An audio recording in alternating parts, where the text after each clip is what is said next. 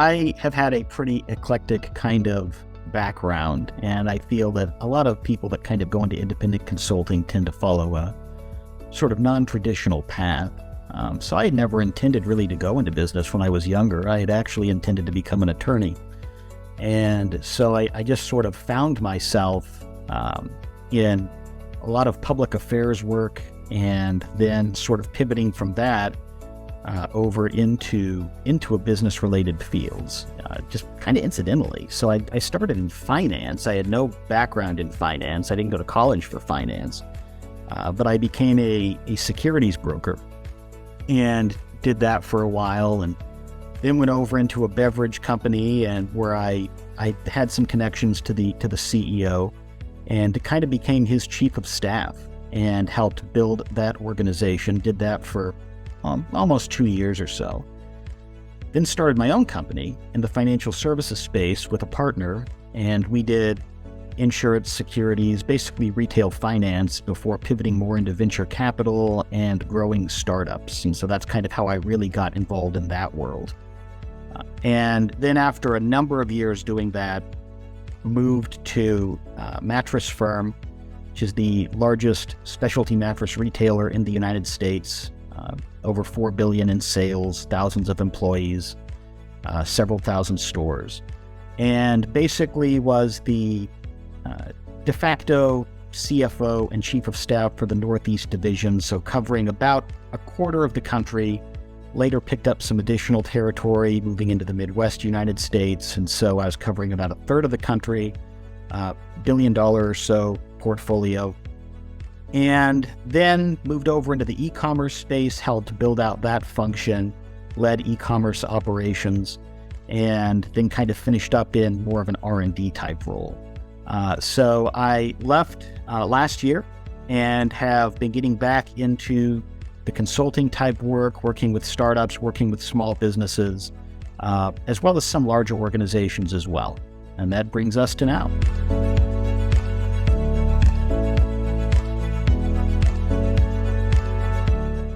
I mean, I really like being able to solve complex problems and just help business owners and business leaders.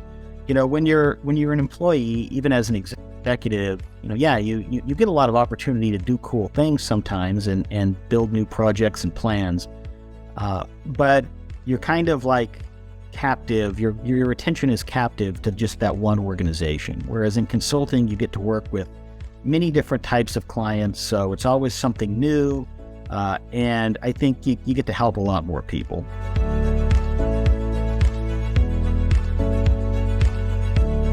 You know, I mean, for the last, up until I came back into the consulting world, I was in a very large organization in a senior role. So I've been in very small organizations, now very large organization. I just tend to prefer kind of the agility and the flexibility of a smaller to mid-sized organization. When it's really small, I mean, that has its own unique challenges, right? There are reasons why big companies became big and stay big. They have resources, and that's a good thing to have. Obviously, you can do more, but there's oftentimes a lot of bureaucracy in a larger organization, and I like being able to move quickly and pivot as necessary and not have to deal with, weeks and weeks of paperwork or approval channels.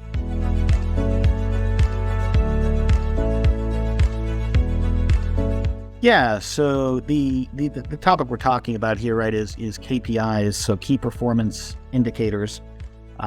And so to kind of preface before we get into the question, I want to just say you need to understand your financials. And we'll probably get a little bit more into that later, but financials and KPIs are not the same thing. Financials are something you need to stay on top of at all times. And really good KPIs are those that have standout impact on your financial statements. And so you need to really know your business and think about, okay, what are the top few things that make the biggest impact on my business performance? You don't want to choose too many, because if everything's important, then ultimately nothing is important. So you want to pick maybe 2, 3, probably no more than 5 key things in each area of your business that you really want to focus on. The things that really are the powerful levers. And that's kind of the key to picking good KPIs, I think. So to get into your question on sales performance, it's going to depend on the type of business you're in, whether you're B2C, B2B, how your sales team is organized. If you even have a sales team, maybe it's entirely e-commerce. So you want to consider, does it make sense to track things by market, by product, by store, by salesperson? It really sort of depends on what your model is. But kind of once you figure that out, what makes the most sense, you want to have sales targets and budgets in place. But as far as key things to look for, you definitely want to understand what are your top sellers. So whether that's a product or a service, depending on what kind of business you're in, what's selling the most? We've all been into restaurants that, may have 100 things on the menu, and you're looking at it and you're like, I don't know what to pick. There's 100 things on this. And from the business perspective, that can be very challenging in terms of inventory and ingredients, and you could be dealing with a lot of complexity that isn't really making money. So figure out what are your top sellers and how is your product mix kind of lined up. So is it a certain vendor that maybe you're doing the most business with if you're in retail? Is it a certain category of service that you're providing that's maybe doing 60, 70, 80% of your revenue? That's a good place to start. And then you want to understand the margins on those products. There can be challenges to encouraging chasing margin if you have a commissioned sales force that gets paid off margin, because sometimes what you'll have salespeople do in that case is they end up not taking sales because they think, oh, well, I just want to pursue the higher margin stuff, so I don't want to sell a lower margin product. I'd rather sell nothing. It's weird, like that doesn't make sense, but when you've dealt with a lot of salespeople and led sales teams, as I have, you see that a lot. So there can be risk in focusing on margin, but it is good to understand what are your high margin products. You need to know that. And then I would say you want to look at things like your average order value, sometimes called average ticket, and then kind of figure out what opportunities you're missing. So are there upsell, cross-sell opportunities? Maybe there's more premium versions of a product that you're selling that you aren't actually getting people to buy, but, so that's missed opportunity. And then cross-sell is where you're selling one thing that works very well with an adjacent thing. Are you adding those onto the ticket? So a good example there in e-commerce would be you buy something, say on Amazon or any other e-commerce retail store, and it pops up and says something like, hey, would you like to add this? Or would you like to buy a warranty service for an additional $5?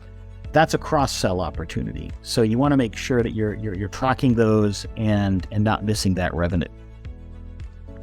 If you're in a subscription or as a service-based business, like in software as a service, then your monthly recurring revenue, annual recurring revenue, and churn rates are very important. So churn is how often customers are cycling out of your system. So you definitely need to be on top of that. And then ultimately, I would just say other things to consider would be like your conversion rate, like how often are people entering your sales funnel and then either converting or not converting. Obviously, you want a higher conversion rate. And you want to understand your sales by channel. Where are you getting the most revenue? Is it from e-commerce? Is it from a brick and mortar store? Is it from social media? Whatever your channels are in your business, you need to understand where the sales are coming from. So again, it really depends on the specific business that you're in. And so these answers could vary kind of widely depending on that.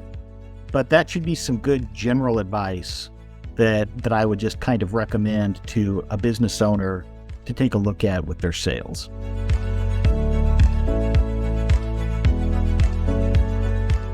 So that can be a challenge at times depending on what sort of marketing you're engaging in. But the most important marketing figure that you probably want to be familiar with is ROAS. So that's your return on ad spend, which basically is just looking at, you spend $1, how many sales does that get you? All right, now these are averages, but tracking return on ad spend is going to be really, really important. And then you want to look at your overall marketing ROI, which is going to be your ad spend plus your marketing overhead. So whatever you're spending on marketing software, marketing firms, marketing employees, pretty much anything that's a marketing expense plus your ad spend, what's your return on investment there? How much revenue and how much profit is that actually generating for your business? One of the things that we've seen in recent years is that there's a lot of focus on impressions. So, you'll run a Google ad campaign or a Facebook ad campaign, and it may estimate, hey, you'll get this many impressions with this ad. But impressions can be very misleading, right? Impressions just means they showed the ad to someone. It doesn't necessarily mean that it was the right target demographic for your product or service, or that person even noticed the ad on the page, let alone interacted with it. So just because you're getting impressions with your advertising doesn't mean you're actually getting results. Marketing is one of those places where it's very easy to sink money without actually getting anything in return for it.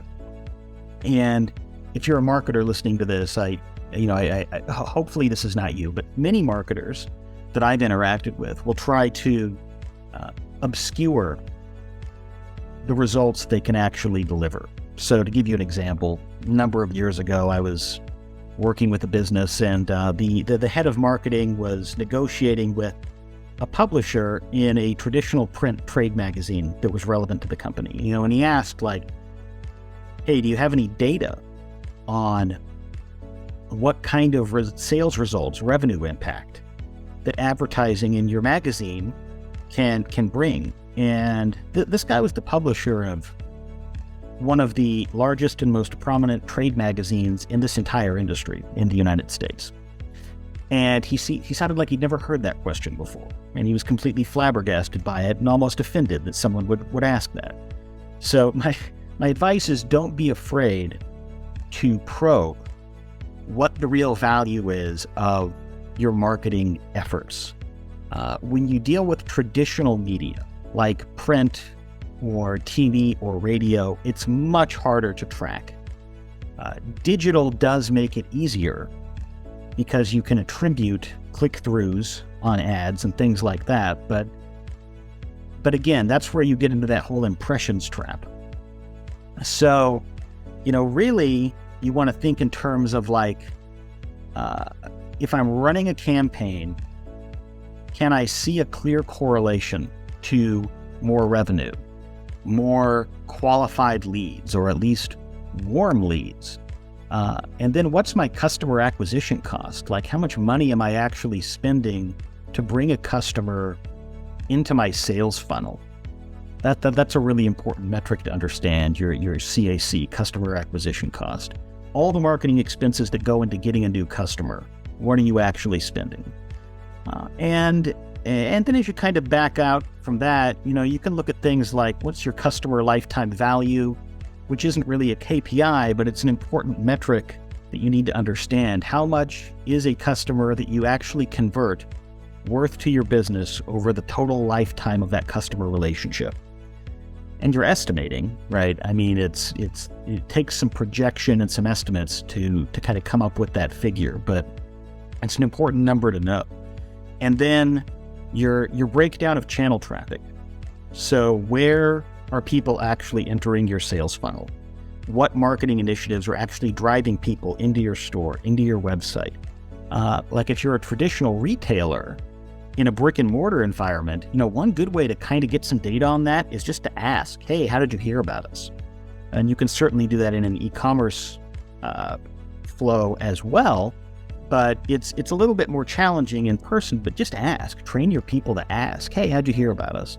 And you'll get some really good insights on that that'll help you optimize where you want to actually spend those marketing dollars.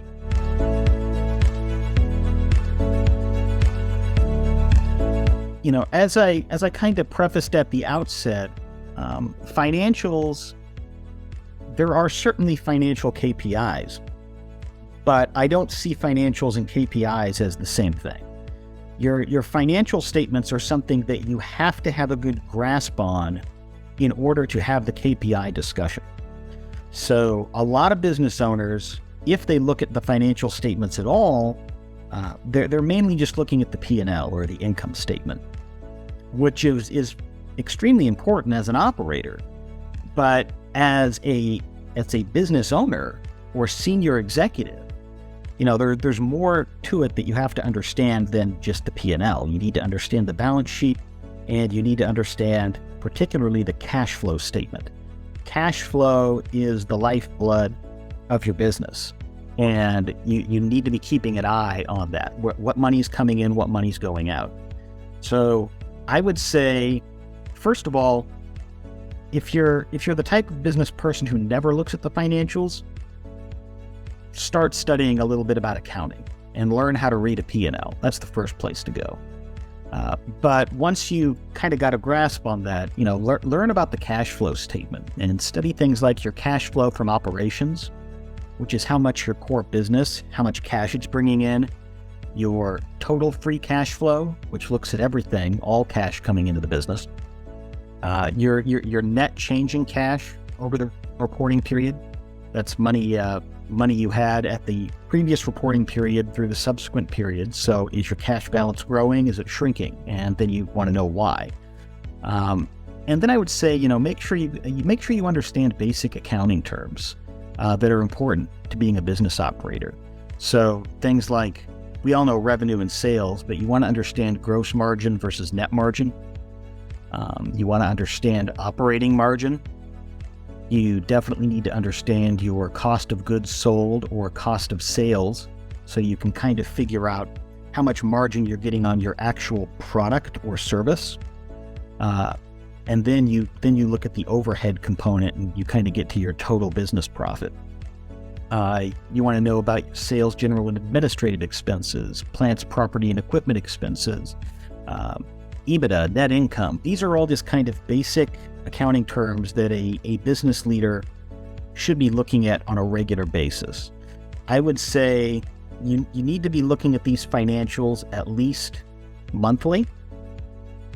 If you're a very small business, like a brand new startup, a solopreneur, someone with just a few employees, and you're in building mode, you probably need to be looking at cash flow and some of these other financial indicators more frequently, maybe at least every week. But as your business matures, then you can go into a period where you're looking at it more like monthly, and then by quarter, and then ultimately by year. The other thing I would mention, really the last thing on this point, is you want to keep an eye on your labor expense and your overhead.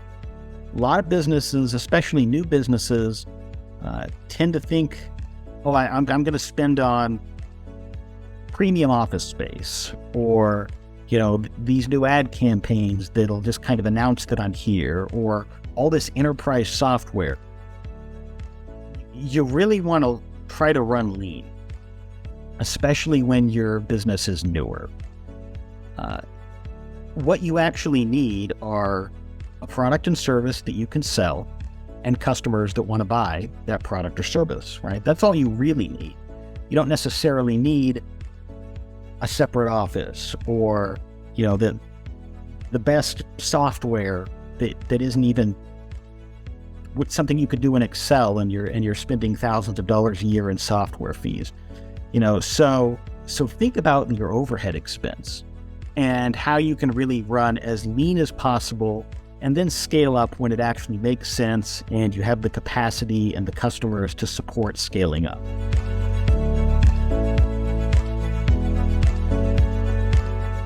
Yeah, so service can be a little bit harder to quantify, but there are some very important KPIs that you can look at. So it's very common to think in terms of things like Net Promoter Score, or NPS, or customer satisfaction rating, sometimes called a CSAT.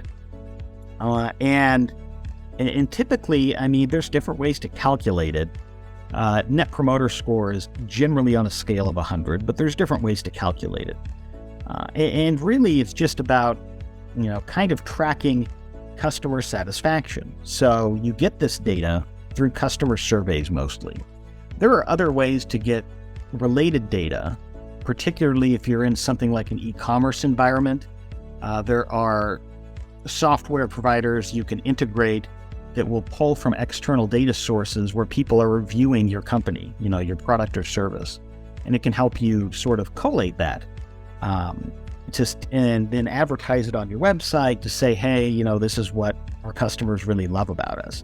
So that's one option, but it may not be worthwhile. It really kind of depends on your business, and that tends to be better for larger businesses with a very established customer base. So I would just say, you want to survey your customers. So if you have account executives or customer service representatives, anything that's kind of not directly a sales role, but is maybe sales adjacent support role, then, during the sales cycle or at the end of the sales cycle, or whether if it's a recurring revenue kind of thing, where they're a subscriber or a recurring customer, then maybe you survey them on like at a quarterly basis, an annual basis. But you really just want to kind of find out, like, are they satisfied with your service?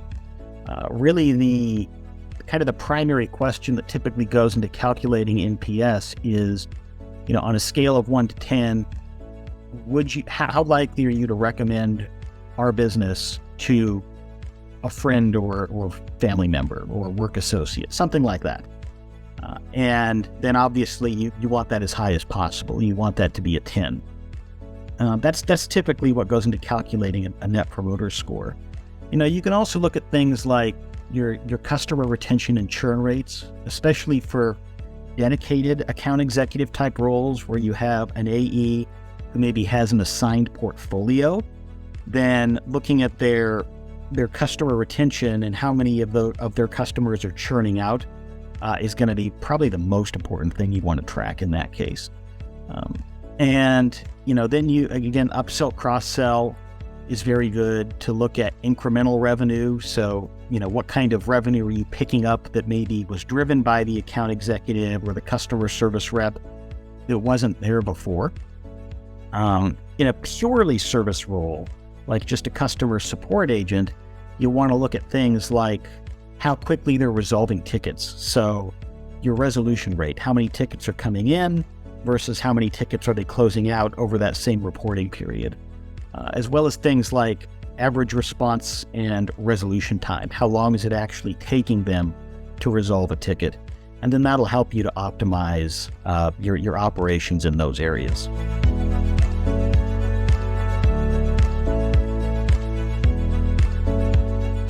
Technically, I believe it was thought up at Google well over 20 years ago, maybe as far back as the 90s, but it's really only kind of become a common thing to talk about in other business.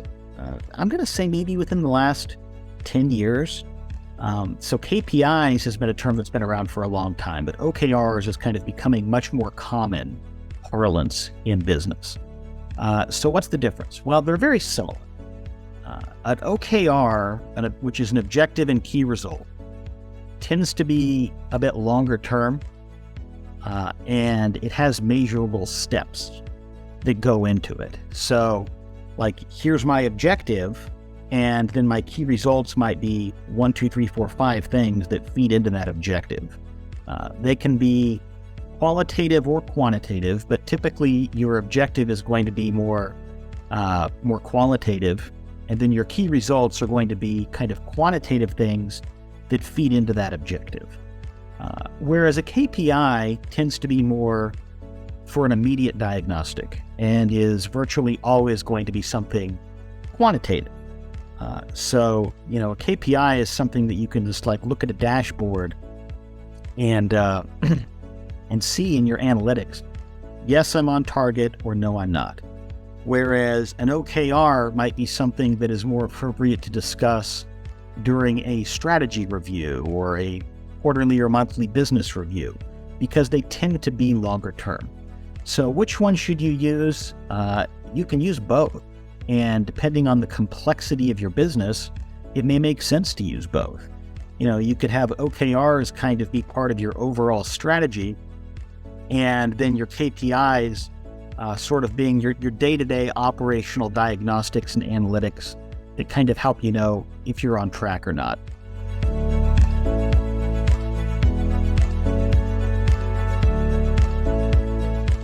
There's different ways to do it.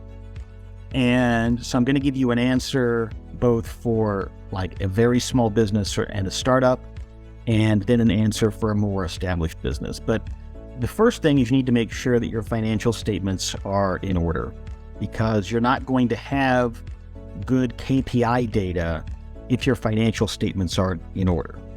The financials need to be in order so you know what's working and not. So, if your business doesn't even have, if you can't even go to your bookkeeping software or your accountant or your CPA or whatever you have and get a copy of your most recent financial statements, like in structured order, like, hey, here's my P&L, here's my balance sheet.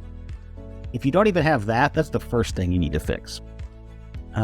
It's really a garbage in, garbage out kind of way of looking at it. So if your data is bad, then the things you're tracking based on that will be bad.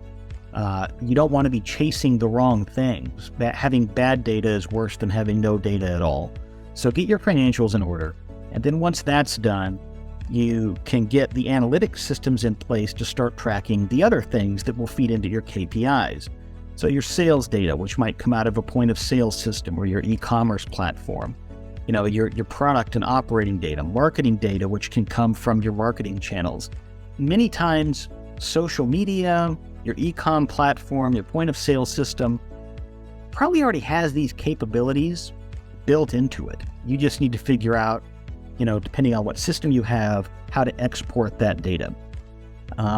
So if your business is really small, don't invest in expensive tracking software. Because like I mentioned earlier, it can be very easy to sink a lot of money into that and have it not actually help you. It's not worth tracking if you don't have customers. So focus mainly on getting customers, focus on getting sales. And then as you have a more complex business, you can start incorporating more complex analytics and tracking for your KPIs. So as your business gets larger, that's when you really want to look at enterprise software. When you're smaller, it's probably something you can do between your bookkeeping software, Microsoft Excel, Google Sheets, but Excel is a little bit more functional. Basically just very manual spreadsheets. If your business is very small, like a solopreneur, or you only have a few employees, that's probably the best and most lean way to run it. Manually going into your social media accounts, like your Twitter, your Facebook, LinkedIn, and looking at the analytics data there. But then as you grow, you can start looking at enterprise software that is integrated, like you can connect it to those systems, like your accounting, your social media accounts, your point of sale system. And those systems will then feed the data into the tracking software and present it for you in a nice dashboard. And this is really the field of business intelligence, which is about how to visualize and give you good operating data to track and run your business. So some examples there, there's, I think it's Gecko Board is one. Tableau is a major player in the space used by big companies. Zoho is another one that has these capabilities, simple KPI. You could pick any vendor that's going to meet your needs at a competitive cost. It's just something that, you need to figure out sort of what integrations they have and what you actually want to track. And then it's just a matter of finding a provider that meets those needs. But there's plenty of options. So that would be my advice. Start small, start with spreadsheets, start with Excel. And then as you get bigger and it's becoming too cumbersome to manage that way, that's when you look at an enterprise solution and you'll really get value out of that software.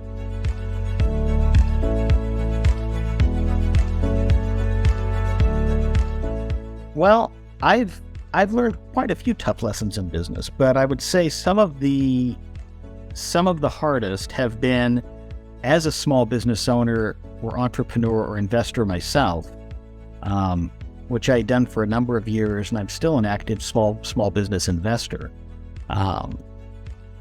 Is you have to know when to walk away from something that's not working, and that can be really hard. Especially if you've poured everything into your business, which a lot of small business owners do. It can be really hard to say, okay, this isn't working, I need to pivot, or I need to walk away, or if you're an investor, like an angel investor, hey, I got to cut my losses on this investment because it's just not going to work. Now that money's gone, I've lost it. It's emotionally hard and psychologically hard, even if intellectually, it can make sense. A lot of times business is really about the human element, and it can be tough to make those decisions. So if you can learn when you need to go through kind of like a turnaround, when you really can still make it work and you have a viable path to make something work, and when you're just grasping at straws and it's done, it's a lost cause. Being able to distinguish between those two things is a very important skill that, not only do a lot of small business and medium-sized business owners lack, but even up to, Fortune 500 level executives can suffer from that same issue. So, that would probably be one of the biggest things I've had to learn personally over the years, and have seen others struggle with as well.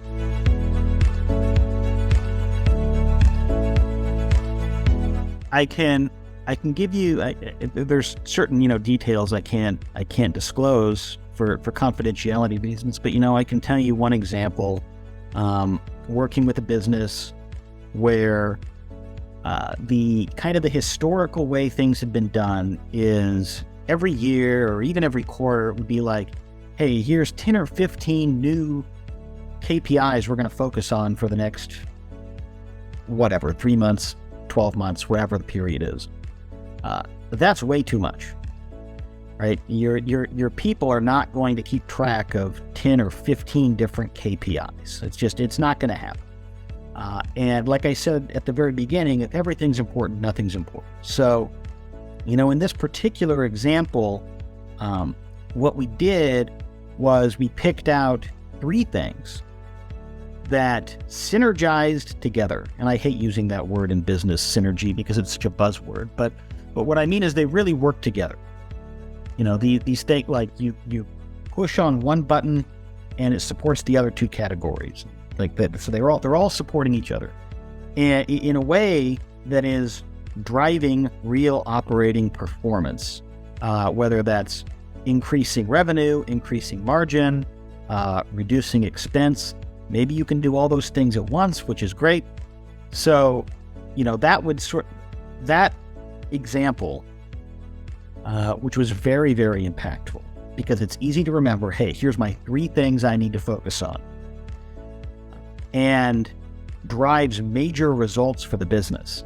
If you can find something like that and say, hey, these are my goals for the year for the business. We're going to focus on A, B, and C, and all these things, they all kind of work together and support each other, and it's going to have a big impact on sales or customer retention, customer satisfaction, reducing expense, profitability, whatever you want to focus on. Finding 2 or 3 or maybe 4 things, probably no more than that work together and really being very clear with everyone that this is what we're focusing on over the coming period, quarter, year, etc. And then kind of making a covenant of sorts with your team that I'm not going to change the goalpost on you, midway through. I promise you that this is what we're going to be focusing on. That's how you really kind of get buy-in, and then you have to actually do it, or else they're just not going to believe you and it's going to backfire. But so pick those things, find out what they are, and then stick with it. And I think you'll see a lot of great results when following that formula.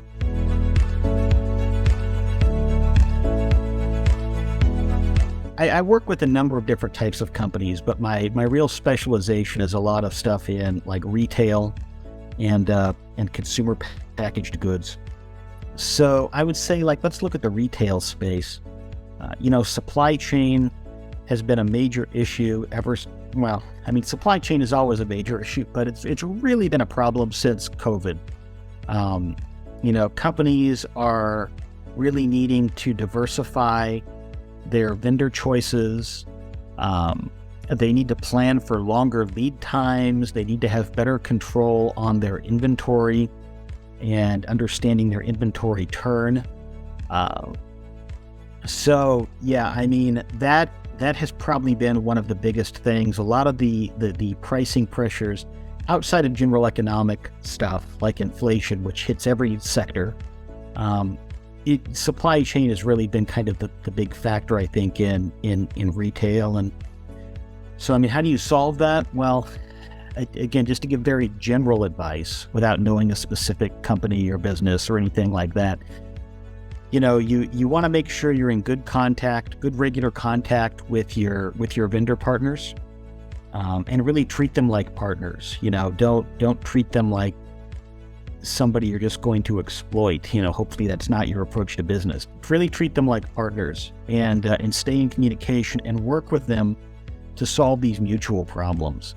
And so then when hiccups happen in the supply chain, which they always will, they're willing to work with you and help you. And maybe that means you get your inventory faster than somebody else who's, less agreeable or less friendly. And then just having good data. And this really applies, if you're a larger business. It's harder if you're a smaller business, but really it applies to anybody. Having good data on your sell-through rates and making sure you're not overstocking, but you're also not understocking. It's a delicate balance, honestly. Inventory and managing your supply chain it requires constant management because it pivots all the time. But I would say make sure you're looking at the data, which gets back to that whole KPI discussion. Make sure you're staying in good contact with your vendor partners, and most importantly, make sure you're treating them like good vendor partners, so that they're actually willing to help, watch your back. And that's going to be very important and probably mean a lot more than you even realize.